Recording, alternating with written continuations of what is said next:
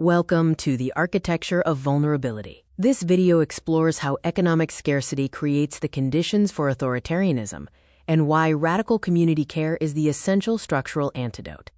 We'll examine this through a three-part framework: the micro level of scarcity and cognitive tunneling, the macro level of demagoguery and fantasy narratives, and finally, the antidote of community care and bandwidth restoration. Scarcity imposes a quote-quote bandwidth tax, which is a lack of cognitive capacity.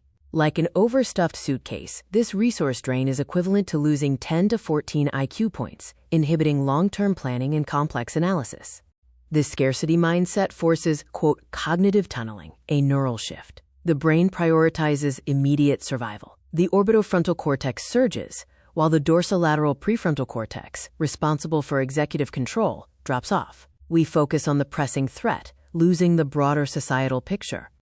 Economic shocks and extreme inequality lead to the destruction of predictable daily routines, causing the collapse of ontological security. This collapse is the loss of existential trust in the world, resulting in chronic societal anxiety and a feeling of lost socio-political control. This anxiety creates the authoritarian's opening, or emotional governance. Demagogues don't create the anxiety, they harvest it. They simplify the complex world by offering fantasy narratives, providing an illusion of control to an insecure public. This creates a, quote, vulnerability cycle, where inequality breeds scarcity, leading to cognitive exhaustion, a demand for strongman solutions, and ultimately, authoritarian control. To break this loop, we must intervene at the point of scarcity. History shows that care is radical resistance. From Mussolini's Italy to the Black Panthers and the 1980s ACTUP movement, the most effective antidote to authoritarianism is the quiet, resilient infrastructure of community care.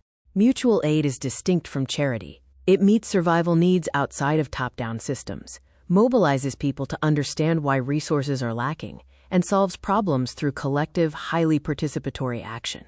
To structurally relieve the cognitive bandwidth tax, we must remove the terror of housing scarcity. Shared equity models like community land trusts permanently block speculative market forces and embed affordability by separating land and home ownership.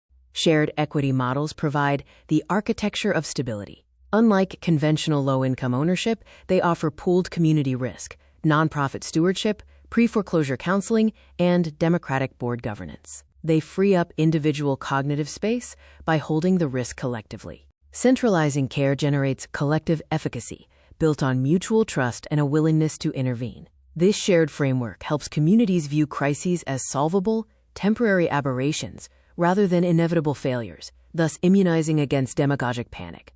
This is the ultimate power of structural care, cognitive liberation.